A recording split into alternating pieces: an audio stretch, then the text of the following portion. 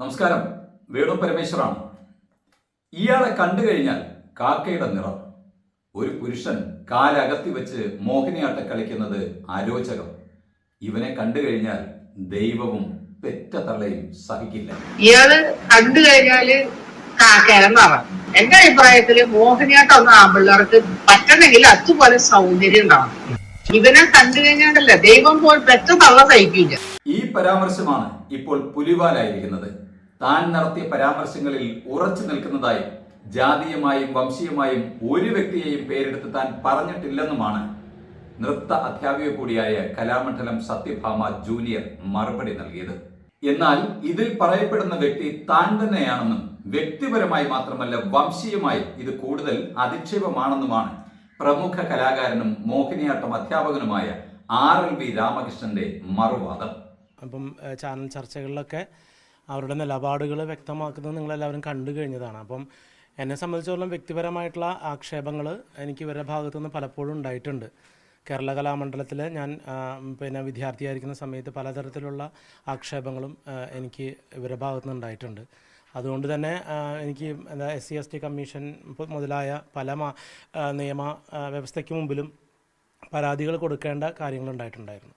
അപ്പോൾ അതുതന്നെ വളരെ ഈ ഒരു ചർച്ചകളിൽ ഇപ്പോൾ നിങ്ങൾക്കറിയാം, യൂട്യൂബ് ചാനലിൽ ചർച്ച മറ്റൊരു വിഷയവുമായി സംസാരിച്ചതിൻ്റെ തുടർന്ന് ഒരു അകാരണമായി തന്നെ അല്ലെങ്കിൽ ഒരു പ്രകോപനമില്ലാതെ തന്നെ ഇവർ എൻ്റെ പേര് പറയുകയും എൻ്റെ പേര് പറയാതെ, നിങ്ങൾക്ക് എല്ലാവർക്കും അറിയാം, ചാലക്കുടിക്കാരനായിട്ടുള്ള മോഹിനിയാട്ടക്കാരൻ, പിന്നെ സംഗീതനാട അക്കാദമിയിൽ KPS ലളിതയുമായി വാഗ്വാദം നടത്തിയിട്ടുള്ള മോഹിനിയാട്ടക്കാരൻ. അപ്പോൾ നമുക്ക് വളരെ വ്യക്തമാണ്, നമ്മളെ ഐഡൻറ്റിഫിക്കേഷൻ വളരെ വ്യക്തമാണ്. കേരള സർവകലാശാല കലോത്സവവുമായി ബന്ധപ്പെട്ട് ഉയർന്നു വന്ന കോഴ വിവാദത്തെ തുടർന്ന് പ്രതിയാക്കപ്പെട്ട വിധികർത്താവ് കണ്ണൂർ സ്വദേശി PN ഷാജി ജീവനൊടുക്കിയ സംഭവത്തെക്കുറിച്ചുള്ള ചർച്ചയ്ക്കിടെയാണ് ഒരു യൂട്യൂബ് ചാനലിന് നൽകിയ അഭിമുഖത്തിൽ കലാമണ്ഡലം സത്യഭാമ കടുത്ത ഭാഷയിൽ നിറവും നൃത്തവും സംയോജിപ്പിച്ച വിവാദ പരാമർശം നടത്തിയത്. ഇനി ഒരൽപ്പം ചരിത്രം.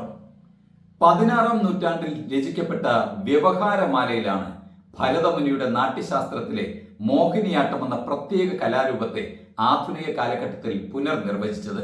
തുടർന്ന് 18-ാം നൂറ്റാണ്ടിൽ ബ്രിട്ടീഷ് ഭരണകാലത്ത് ദേവദാസി സമ്പ്രദായത്തിലേക്ക് മാറിയ ഈ നൃത്തരൂപത്തെ 1931-ലും 38-ലും 1940-ലും നിയമപരമായി നിരോധിക്കുകയായിരുന്നു.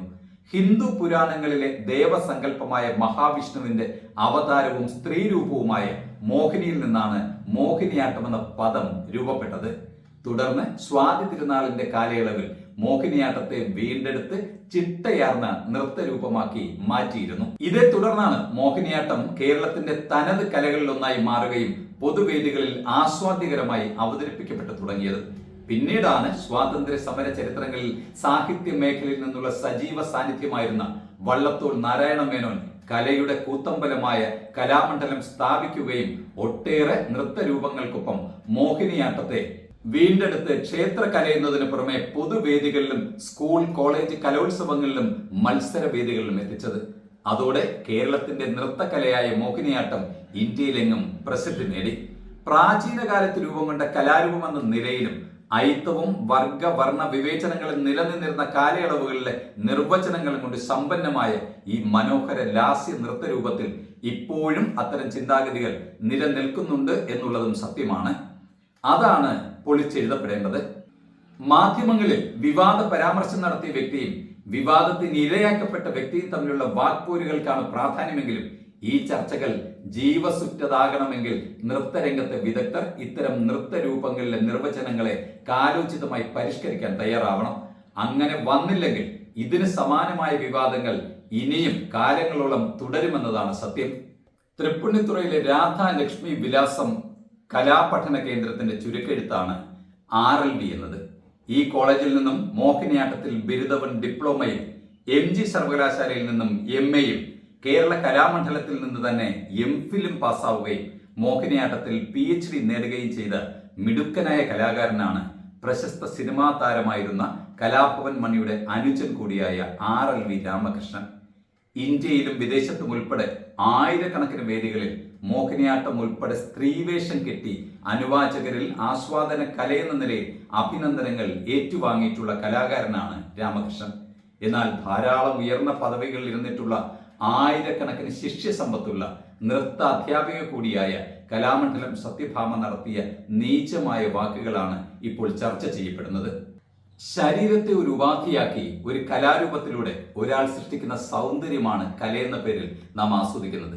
അവിടെ കലാകാരന്റെയോ കലാകാരിയുടെയോ ലിംഗമോ നിറമോ ദേശമോ ഭാഷയോ ഘടകമായി വരാറില്ല, വരാനും പാടില്ല. പക്ഷെ ദൗർഭാഗ്യമെന്ന് പറയട്ടെ, കാക്കയെ പോലെയെന്നും സൗന്ദര്യത്തിന്റെ കാര്യത്തിൽ പെറ്റത്തള്ള സഹിക്കില്ലെന്നുമുള്ള പരാമർശങ്ങൾ കാലത്തിന് നിരക്കുന്നതല്ലെന്ന കാര്യത്തിൽ ആർക്കും ഒരു സംശയവുമില്ല. കല നമ്മെ സംസ്കരിക്കാനുള്ളതാകണം. നൂറ്റാണ്ടുകൾക്ക് മുൻപ് നിലനിന്നിരുന്ന ഇരുണ്ട കാലഘട്ടത്തിലെ അപജയങ്ങളിലേക്കാണ് അത് നമ്മെ കൂട്ടിക്കൊണ്ടു പോകുന്നതെങ്കിൽ അത് വൻ ദുരന്തത്തിനിടയാക്കും. വംശീയ വിറയും വർഗവർണ്ണ വ്യത്യാസങ്ങളും നിയമസഹായത്തോടെ ഇല്ലായ്മ ചെയ്ത് ലോകമാകെ ഒരു കുടുംബമെന്ന സങ്കല്പത്തിലേക്ക് മുന്നേറുന്ന ഒരു കാലഘട്ടമാണിത്. നിറത്തിന്റെയും സൗന്ദര്യമെന്ന ബാഹ്യ ഘടകങ്ങളുടെയും പേരിൽ ഒരാളും അധിക്ഷേപിക്കപ്പെടാൻ പാടില്ല തന്നെ. ജാസി ഗിഫ്റ്റ് എന്ന അതുല്യ പ്രതിഭയ്ക്ക് കലയുടെ ആലയം എന്ന കേരളത്തിലെ ഒരു കലാലയത്തിലുണ്ടായ കൈപ്പേറിയ അനുഭവം വന്നതിന് തൊട്ടു പിന്നാലെയാണ് മറ്റൊരു കലാകാരന് ഇത്തരത്തിൽ പരോക്ഷമായിട്ടാണെങ്കിലും പരാമർശങ്ങളിലൂടെ മുറിവേൽക്കുന്നത്. കറുപ്പെന്ന നിറത്തെ ചാപ്പകുത്തി മാറ്റി നിർത്തുകയും കറുപ്പിനെ ഇപ്പോഴും ഭയക്കുകയും ചെയ്യുന്നവരിൽ നിന്നും നവോത്ഥാന കേരളം ഇനിയും മുന്നേറേണ്ടിയിരിക്കുന്നു. വിവാദങ്ങളിൽ നിന്നും വിമുക്തമാക്കി കലയും സംസ്കാരവും സമൂഹ വളർച്ചയ്ക്കായി ഉപയോഗിക്കുന്ന ഒരു കലാകേരളം സൃഷ്ടിക്കാനാകട്ടെ നമ്മുടെ ഓരോ ശ്രമങ്ങളും. അനിവാര്യമെങ്കിൽ പ്രാചീന കലാരൂപങ്ങളിലെ വംശീയ വ്യതിയാനങ്ങളെ പുനർവിചിന്തനം ചെയ്യാൻ നമ്മുടെ കലാകാരന്മാർക്കും കലാകാരികൾക്കും ഒരുപോലെ കഴിയണം. അങ്ങനെയായാൽ ഇവിടെ നൃത്തമാടുന്നത് നിറമായിരിക്കില്ല, നന്മയും നന്മയിലേക്കുള്ള വെളിച്ചവുമായിരിക്കും. നന്ദിയോടെ.